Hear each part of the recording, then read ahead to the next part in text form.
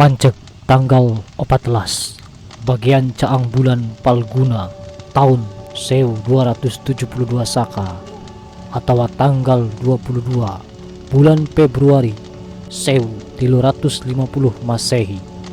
Lingga Buana di istrenan jeneng Ratu Negeri Sunda ke-30 hiji di dayeuh Kawali pahlawan Abiseka Prabu Maharaja Lingga Buana. Memehna ingnyana kungsi jeneng Adipati Lilana 7 tahun marengan pamarentahan Akina Prabu Lingga Wisesa. Laju kungsi jeneng Mahamantri ngarangkep Prabu Anom Lilana 10 tahun marengan pamarentahan Ramana Prabu Ragamulya.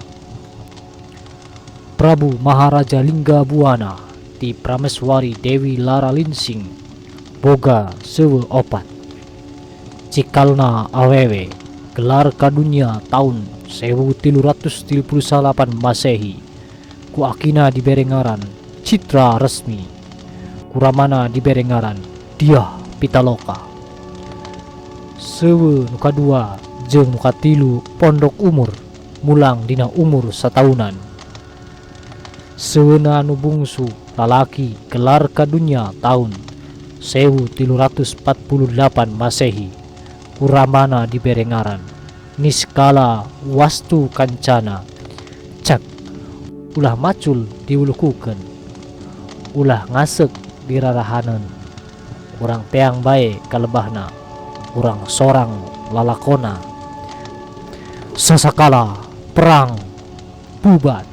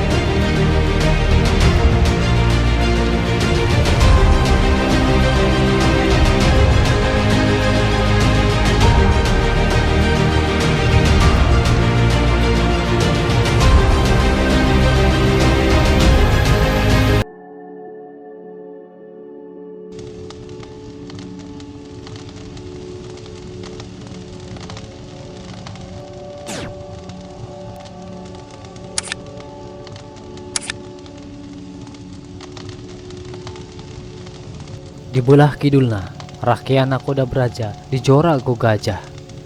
Manehna rikat newak salah sahiji tali nu aya dina awak gajah. Gurawil slak geus aya dina tonggong gajah. Bari jeung nu tumpak nama geus katiru ku keris rakyana Koda Braja. Rakyana Koda Braja satekah pola ngadalikeun gajah nu ditumpakan ku dirina. Tapi gajahna boga rarasaan yen nu numpakna teh lain dununganana. Tulalena kukulapitan rosa ngababukakeun rakyana Koda Braja. Rakyana Koda Braja ripuh nakisan bari guar-giwar. Keheul tayohna mah beres bae kerisna dicecepkeun kana beheung gajah nu keur ditumpakan ku manehna. Gajah beuki meta bari sesegor narajang sakur nu aya hareupeunana. Atuh puguh sababaraha pasukan kuda kasuruduk bari tuluy kagalei. Sabot kitu ting bleser tumbak-tumbak nu dilempagkeun ku bayangkara-bayangkara Majapahit ka dirina. Racun tina keris rakyana Koda Braja tayohna geus nyaksrak ka saawak-awak gajah. Sabab teu pati lila metana tuluy ngajurah roh bareng jeung tikus rukna rakyana Koda Braja. Basa rakyana Koda Braja rumanggieng nangtung nyaho-nyaho geus dikepung ku opat panggung Majapahit nu tarumpak kuda. Nu opatna bareng ngahambatkeun gobangna bareng niban kana awak rakyana Koda Braja nu geus teu walakaya. Rakyana Koda Braja ngarumpyuk beakeun getih, beakeun tanaga. Bareng jeung ngarumpyukna Prameswari Dewi Laralingsing nu kabeunangan ku tumbak. Nempo indungna dibegal pati kitu, Putri Citaresmi kalap, patremna pindah kana leungeun kencana. Leungeun katuhuna mulung tumbak nu ngagoler gigireunana.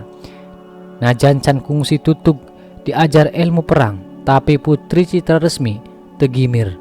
Manehna sasambat ka guruna, Paman Mangkubumi Binusora Suradipati. Tanagana ngadak-ngadak rosa, tumbak jadi karasa hampang. Sakur kuda nu ngajorag dirina dipapag ku tumbakna. Brabru pasukan kuda Majapahit rarubuh. Putri Citaresmi beuki wani kabireungeuh ku dirina Mahapatih Gajah Mada nu keur ansle na tonggong gajah ngeel seueul. Putri Citaresmi ngalelempeng tumbakna ka Mahapatih Gajah Mada. Mahapatih Gajah Mada reuwaseun gewat manehna ngenyed tali kendali gajahna.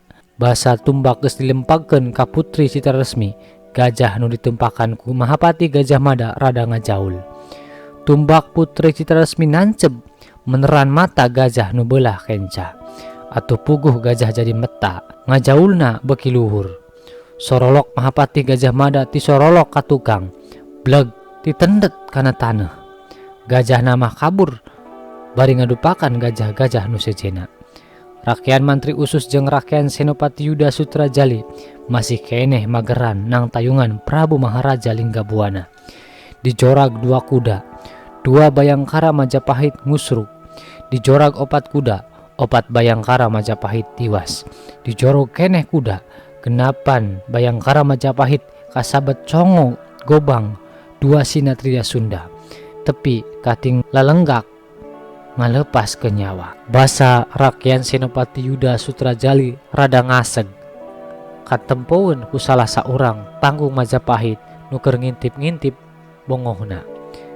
Gewat ngadigdig kudana, sebrut cedak nenggar rakyat Senopati Yuda Sutrajali nu keur nonggongan. Rakyat Senopati Yuda Sutrajali kapangpengkeun ngusruk ka hareup. Beungeutna kaasah taneuh garing. Ana cengkat deui geus teu mangrupa, beungeutna lamokot ku getih. Jedak deui kuda negar ti tukangeunana. Galeong brunambru sabot rek nangtung deui. Bereyek 5 kuda datang sakaligus. Rakyat Senopati Yuda Sutrajali pakepuk nakisan tumbak, nakisan gobang jeung ngagiwar tina panghulun suku-suku kuda. Jubah bodasna geus salin rupa jadi beureum semu coklat, jibreg ku kesang, jibreg ku getih. Tatu diunggal tempatna awakna. Genep ke gedug Majapahit, kawas nu moro bagong. Teu mere kesempatan pisan jas jos tubakna, but bet pedangna. Rakyat Senopati Yuda nyacar bolang, suku-suku kuda ku gobangna.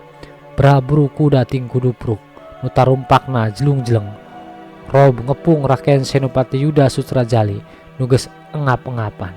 Belentrang gobang Pangagung Majapahit nyabet gobangna. Gobang rakyat Senopati Yuda Sutrajali ngasleng bari rumagieng manehna lemor, nagen dina kuda-kuda nu lenjong. Tumbak-tumbak jeung gobang-gobang gegedug Majapahit, barang niruk jeung nyacag awakna. Rumpuyuk rakyat Senopati Yuda Sutrajali ngarumpuyuk, bareng jeung bereyekna pasukan kuda nuker nyeredkeun Putri Citaresmi kalebah kemahna. Antepkeun Mahapati Gajah Mada nyegah bayangkara-bayangkara nurek mateni Putri Citaresmi. Putri nama kudu waluya. Bayangkara-bayangkara Majapahit ting raregog Putri Citaresmi ngajeng-jeng samar pola. Liek karamana nuker patonggong-tonggong jeung rakyat mantri usus nuges ripuh. Setekah pola rakyat mantri usus ngahalangan sakur nu ngaranjang ratuna. Kaburu katakis ku gobangna, ditakis ku gobangna. Dina tekaburuna kapaksa ditakis ku leungeunna. Ramo kencana geus purutul boloboran getih, teu dirasa pingpingna nu gudawang kaserepet tumbak. Teu jadi halangan manehna, teu reureuh-reureuh nyabet sakur nu ngolebat hareupeunana. Bangke-bangke wadyabala Majapahit geus patumpang tindih hareupeunana. Prabu Maharaja Linggabuana karak rahet lebah pepeuteyan kencana. Kasabet ku gobang Pangagung Majapahit nu ti kusruk tina kudana. Rakyat mantri usus geus teu bisa imut kana tangtunganana. Manehna rada anggang ti ratuna. Kanyahoan ku Pangagung nu keur tumpak gajah, geuwat nyentok tali kadali gajahna. Gajah ngabig-brig muru rakyat mantri usus didupak satakerna, blak nang karak. Leye suku gajah nincak dadana, leye deui ku suku tukangna, kulahak sirahna, nyawana paragat. Nempo hulu jurit bayangkara balamatina geus tiwas. Prabu Maharaja Linggabuana ngajenghok barang jeung jeritna Putri Citaresmi nu tuluy lumpat asup ka kemahna. Prabu Maharaja Linggabuana tetenjoanana ririakan, panonna geus kolot katambah-tambah kurang sare. Tapi kuda-kudana pageuh keneh, masek taneuh, pedangna mandi getih. Teuing geus sabaraha puluh urang gegedug jeung bayangkara Majapahit nu tewas ku leungeunna. Panon poe mentrang luhureun embun-embunan. Sora gobang, sora tumbak, simpe nu kadengengan hieumna kuda jeung lengkahna gajah-gajah nu ngepung dirina. Jolad-jolad Mahapati Gajah Mada nu haruleng jangkung nyampeurkeun. Panonna buringhas lir mata heulang rek nyamber pitik. Prabu Maharaja Linggabuana taki-taki bari matek aji mapetkeun jampe pamake. Ahung, awignam astu. Sorana handaru ngoyagkeun jukut-jukut palagaan bubat. Rengkog Mahapati Gajah Mada lengkahna kandeg ngajengcen kasima dangiang Ratu Sunda. Keleper suku-suku kuda, keleter suku-suku bayangkara nu ngepung gajah-gajah ting kudupruk darepa. Demi Hyang Seda Niskala di Mandala Bale Agung, demi Hyang Rumuhun Hyang Karuhun, demi harga diri negeri Sunda, kami Linggabuana cadu taluk palias pasrah. Bisi kami nitih wanci, bisi Sunda napak uga. Hayo geura maju wong Majapahit, geura maju heh Gajah Mada. Ahung. Geleger sorana handaru ka Jomantara nembus lapis-lapis langit tepi ka Mandala Bale Agung. Rejag para bujangga cantutas eta selengseng sengit 40 rupa kembang. Renjag para pohaci ngangse wawangi nu ka angin-angin. Para bujangga jeung para pohaci laju tarurun di Mandala Bale Agung. Ting suruwuk ting siriwik nembus 7 lapis langit. Tarik alah batan tatit, gancang alah batan kilat, ngarandeg lebah biruna langit palagaan bubat. Pung-ngapung kumalayang sukma Prabu Maharaja Linggabuana, diiring ku sukma Prameswari Dewi Laralingsing, ditema ku sukma-sukma Sinatria Sunda. Langit palagaan bubat nulenglang, panon poe numanceran, tapi jomantrana mah ting geleger ting gulugur, pika ketiren pika keengen. Renjag wadia bala Majapahit bari tuluy teranggah kalangit, taya aling-aling, taya reeg, taya mega. Biru biru biru, Mahapatih Gajah Mada Kasima ngajengjen jiga arca, kerisna nula mokot ku getih murag teka rasa. Sukuna nyoroncon, awakna leles lir dipupul bayu, rumpuyuk tepi kadekku, luk tunggul ajen dirina marek plekan, sumpah amuk ti palapa ngejat tina angen-angena. Panona lelempuh netep layon Prabu Maharaja Linggabuana nu meleber wangi 40 rupa kembang. Putri Citaresmi ngajerit maratan langit basa mirengeh ramana geus ngabebatang. Dirina sabil meh teu kuat nahan diri hayang kaluar ti kemahna, tapi ari ras kana dirina nu kudu jadi upeti regog deui, bari tuluy nutupkeun lalangse kemahna. Ret kana patrem pamere paman Mangkubumi Binusora Suradipati geus lamokot ku getih, manehna netep patrem bari mikiran nasibna. Getih, enya demi harga diri negeri Sunda.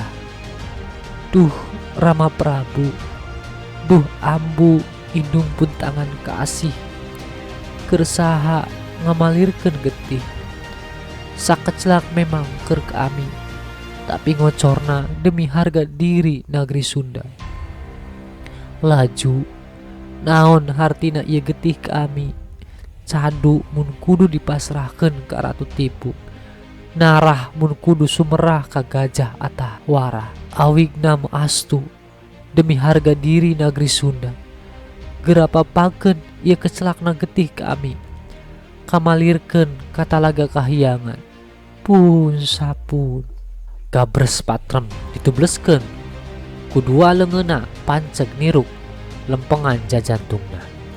Tetepna kosong tanggah ka langit, tembong imutna nu manjang, kerelek nyawa papisah jeung raga. Seleber wangi 40 rupa kembang, para pohaci paheula-heula mapakeun, laju digondeng mangprung ka langit, bareng jeung sukma-sukma para sinatria, para pangiring jeung mojang-mojangna nu tariwa suci di palagaan bubat. Prabu hayang muruk cunduk ke alun-alun bubat, dibarengan ku ratu-ratu Nusantara, maling pet-lipet kareuwas yang karuk na diri Prabu hayang muruk. Cul kareta kancana belesat lumpat ka pasanggrahan nu kari hiji deui, dituturkeun ku lalumpatanana ratu-ratu Nusantara. Cunduk kanu dituju cenghok Prabu hayang muruk, rumpuyuk deku gigireun layon Prabu Maharaja Linggabuana. Neges-neges banget layon nu dipapes ku imut manjang, ngadangiang sengit kembang. Mahapati! Prabu hayang muruk nyentak Mahapati Gajah Mada nu keur deku bari ngeluk tungkul. Mahapati Gajah Mada nyengkatkeun beungeutna, prok padu tetep jeung Prabu hayang muruk. Leketei hatena leumpeuh direrab di bawah ratuna. Luk nyuuh sumujud nyium jukut. Ampun sinuhun Prabu, kula rumah sasalah. Cek Mahapati Gajah Mada bari pasrah raga. Mana panutan kula Putri Citaresmi? Prabu hayang muruk nyentak bari tuluy nangtung, getih ngorana ngagolak na jajantungna.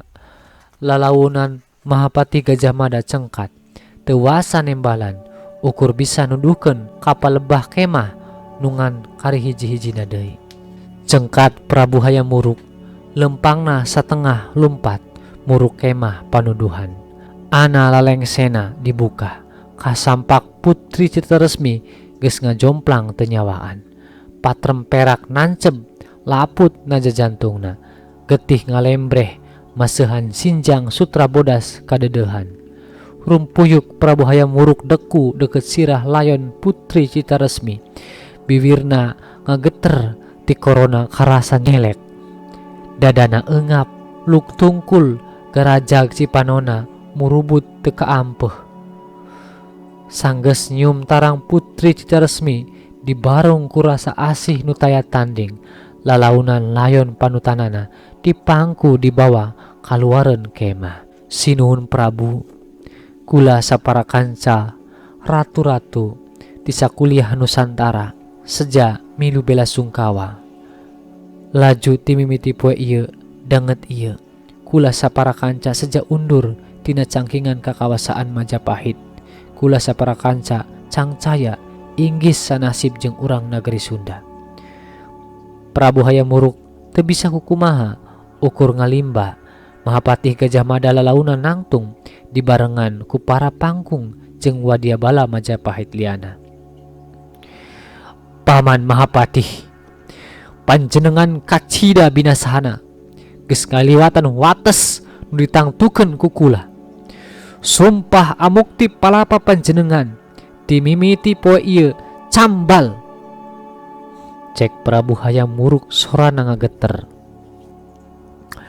Oge dimimiti poe ieu kula ngamerdikakeun kabeh nagara-nagara nu aya di Nusantara ieu balik deui kana kakawasaanana masing-masing. Cek Prabu Hayam Wuruk bari angger mamangkul layon putri Citaresmi panutanana. Bawerakeun ka sakur pangeusih nagri. Isukan peuting kula rek mingpin upacara serada di ieu palagaan bubat. Prabu Hayam Wuruk mungkas sabdana bari lalaunan deku ngecakeun layon putri Citaresmi. Cipanona murubut deui teu ampeh. Ratu-ratu Nusantara lalaunan dareku milu sungkawa ka Prabu Hayam Wuruk. Panon poe rada ngeser saeutik kakulonkeun. Panas nyongkab dibarung ku angin hanyir getih.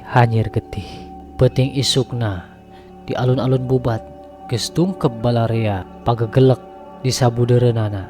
Di tengah-tengah alun-alun bubat aya papanggungan di papaes sarwa bodas.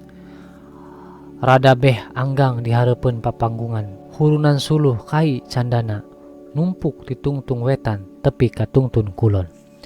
Di luhureun tumpukan suluh ngajajar bandusa peti paranti ngawadahan layon-layon para sinatria.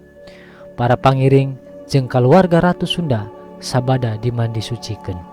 Layon Prabu Maharaja Linggabuana, layon Prameswari Dewi Laralingsing jeung layon Putri Citaresmi bandusana diteundeun rada beh luhur.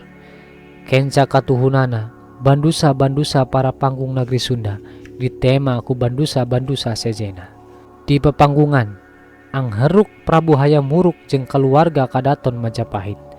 Para panggung Majapahit nu diluluguan ku Mahapatih Gajah Mada ngareluk tungkul di katuhueun papanggungan.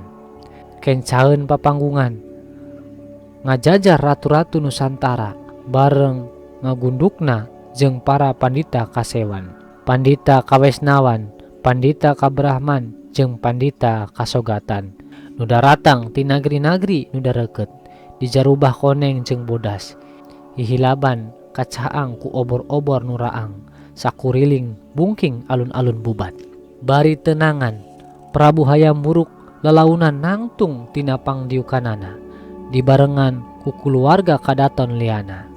Pandita Agung Nagri Majapahit nu nangtung gigireunana ngahurungkeun sumbu kapas asep beueus ku minyak nu diwadahan mangkok perak ditanggeuy ku baki taneuh ngawangun kembang tarate. Basa ku balarea katempo di papanggung Pandita Agung geus ngahurungkeun seuneu suci jep simpe ambekan ge teu sirikna diparekek. Komo deui sanggeus mangkok-mangkok perak nu ditaranggeui ku para panggung Majapahit, ku para ratu-ratu Nusantara jeung ku para pandita geus diharurung-hurungkeun mah kayaan jadi keeng gegeman. Prabu Hayam Wuruk galantang ngedalkeun sabdana. Demi Dewata Agung nu Maha Suci, peuting ieu sejak mancegeun diri mingpin upacara serada suci nyampurnakeun mulangna dulur-dulur urang kasawarga Maniloka. perlu dikanyahokeun ku Balarea. Kula sakeluarga pohara ngerasa sukawana ku kajadian nu teu disangka-sangka ieu. Kula ngerasa kabawa dosa ku tariwas sucina urang nagri Sunda di ieu palagaan bubat. Muga ieu rasa sungkawa sing resmi jadi sungkawa pangeusi nagara Majapahit. Muga ku Balarea digurit dina ati, dicatet dina angen-angen Prabu Maharaja Linggabuana, Ratu Agung Nagri Sunda.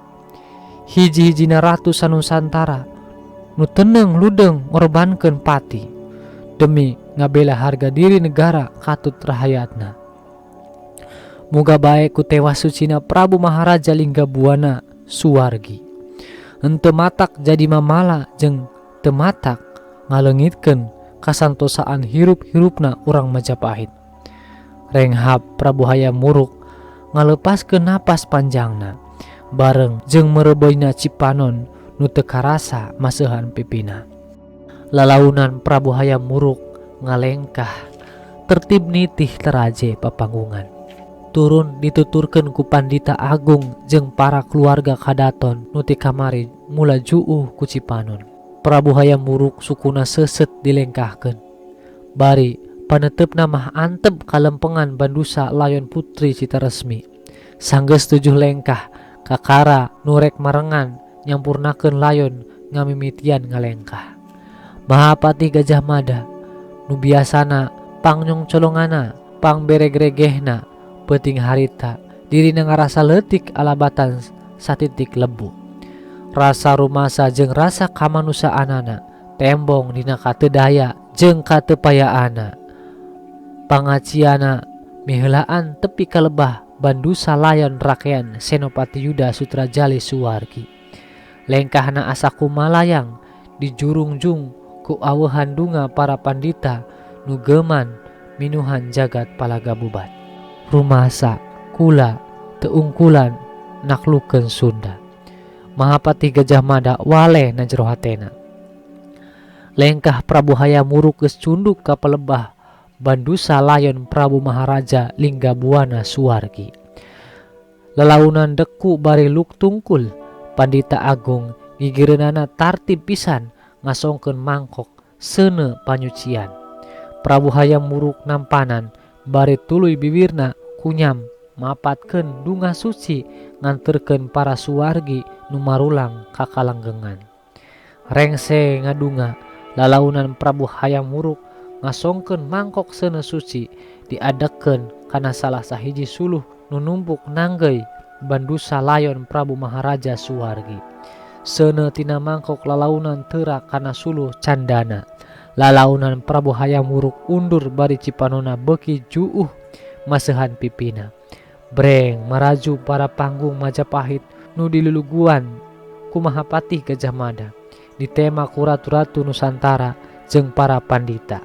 Bareng ngahurungkeun tumpukan suluh candana hareupeunana bareng jeung mimiti ngagedeanana seuneu.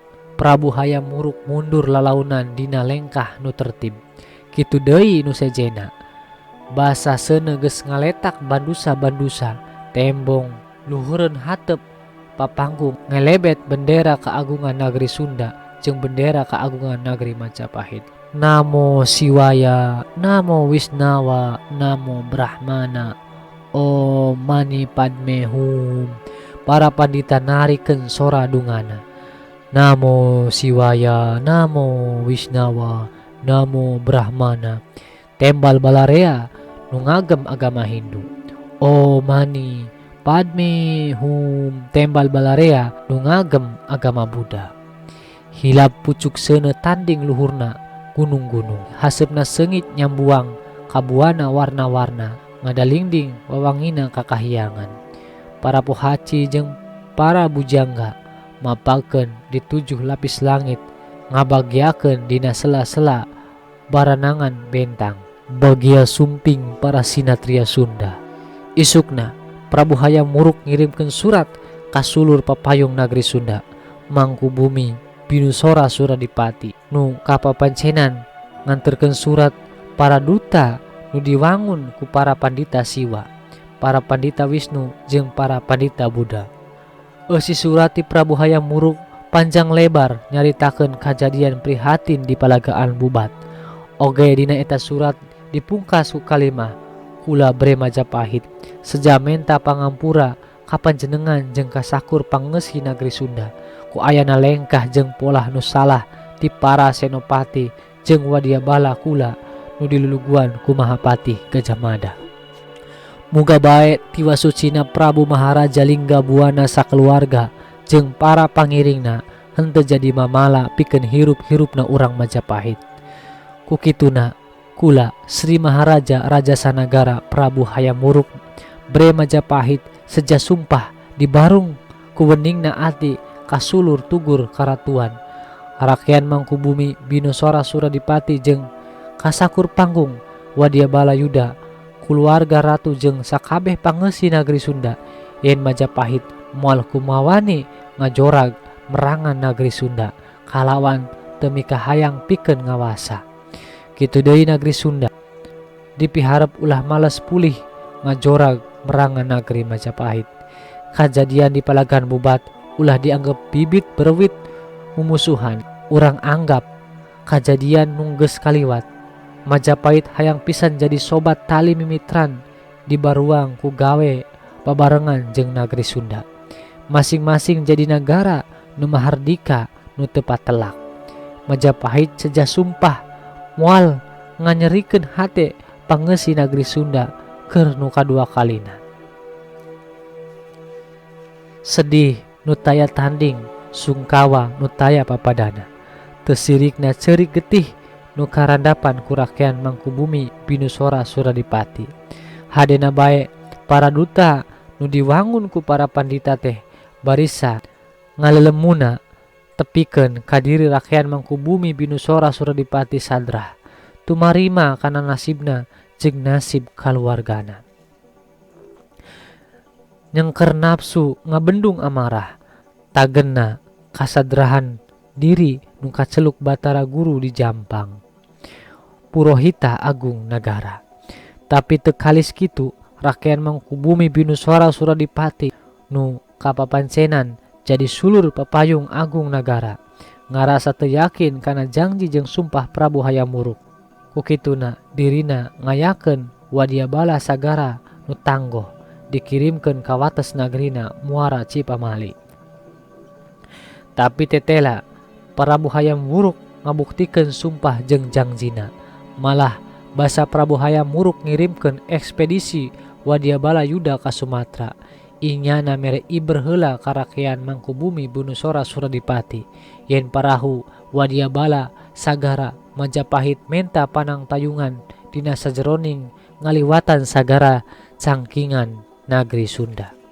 Lontar alatan kejadian Palagaan Bubat Prabu Hayam Wuruk lila gering parna kulawarga kerajaan Rama Indung adi-adina yakin dina kacindekan gorengna ngaran Majapahit geringna Sri Maharaja Raja Sanagara alatan pamolah Mahapati Gajah Mada keluarga kerajaan Majapahit nyendekeun putusanana yen Mahapati Gajah Mada kudu dihukum.